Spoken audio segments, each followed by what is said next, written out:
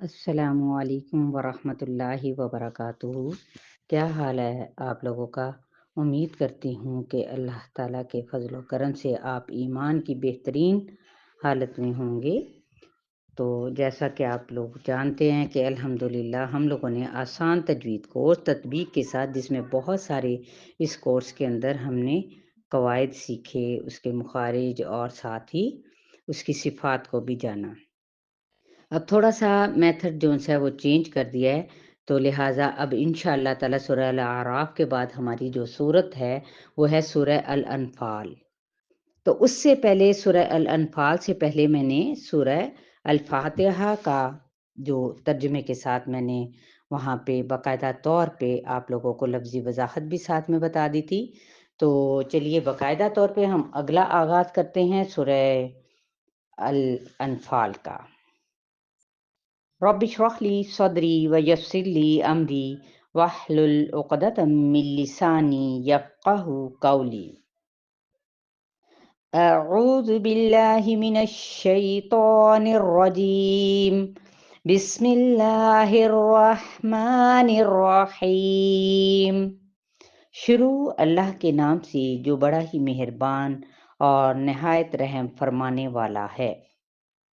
یسألونک عن الانفال، اب یہاں پہ یسألونک سوال کرتے ہیں آپ سے مراد آپ صلی اللہ علیہ وآلہ وسلم، عن الانفال غنیمتوں کے بارے میں۔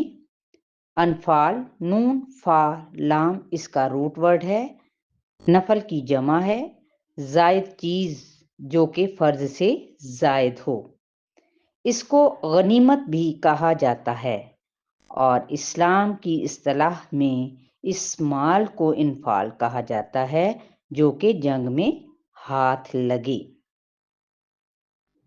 اور یہ مال دنیا میں ملنے والا زائد اجر ہے۔ اور ایک اور نام بھی ہے فے، جو کہ بغیر جنگ کے ہاتھ آئے یا مال ملے۔ قل کہہ دیجئے، الانفال غنیمتیں یعنی کس کے لیے ہیں؟ للہ اللہ کے لیے ہیں، والرسول اور رسول صلی اللہ علیہ وآلہ وسلم کے لیے۔ یہاں پر مال غنیمت کی تقسیم کا قانون دیا گیا ہے، اور یہ سورہ مدنی ہے۔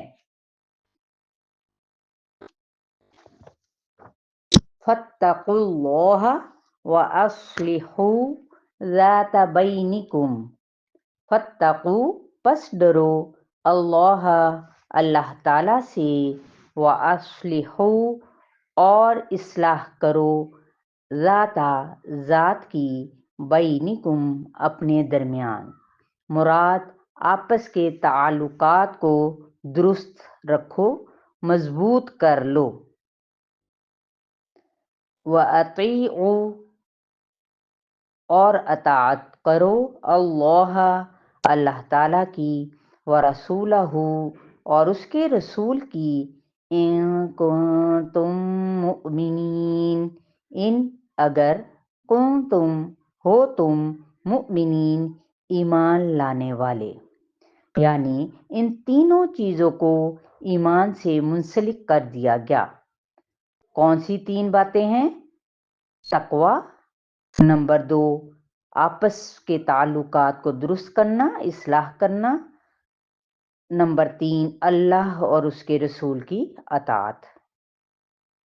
انما بے شک، المؤمنون مومن، الذین وہ لوگ ہیں، اذا جب، ذکرہ ذکر کیا جاتا ہے، اللہ اللہ کا، وجلت ڈر جاتے ہیں، قلوبہم دل ان کے، وَإِذَا اور جب، تُلِیَت پڑھی جاتی ہیں، علیہم ان پر، آیاتہ اس کی آیات، زادتہم وہ بڑھا دیتی ہیں، ہم ان کو، ایمانن ایمان میں، وعلا اور، علا اوپر یا پھر اس کا دوسرا معنی ہے پر، ربہم اپنے رب پر، یتوکلون وہ توکل کرتے ہیں۔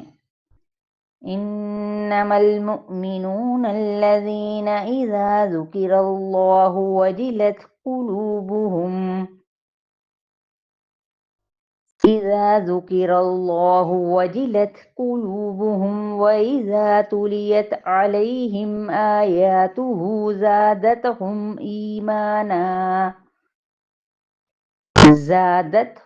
إيمانا وعلى ربهم يتوكلون، یعنی مزید خصوصیات یہاں پر مومنوں کی بتائی گئی کہ ایمان محض قولی اقرار کا نام نہیں بلکہ دل میں قرار جو پکڑ لے اور عمل اس کی تصدیق کر دے، ٹھیک ہے، اور اسی پہ ہم نے توکل کرنا ہے، یعنی پریشان ترین وقت پر اپنے آپ کو ضائع ہونے سے بچانا ہے اور اللہ پر مکمل توکل کرنا ہے۔ یہ ایمان کی علامت ہے۔ اور ایمان کا ٹیسٹ کیا ہے؟ یہ ہم نے خود اپنا جائزہ لینا ہے کہ کیا میں سچی ہوں؟ جب اللہ کا نام لیا جاتا ہے تو میرے دل کی کیفیت کیا ہوتی ہے؟ وجلت قلوبہم، کیا ڈر جاتا ہے میرا دل؟ کیا قرآن کے آیات پڑھ کر میرا ایمان بڑھتا ہے؟ یہیں تک آپ لوگوں کا لیسن ہے، آیت نمبر 1 اور 2۔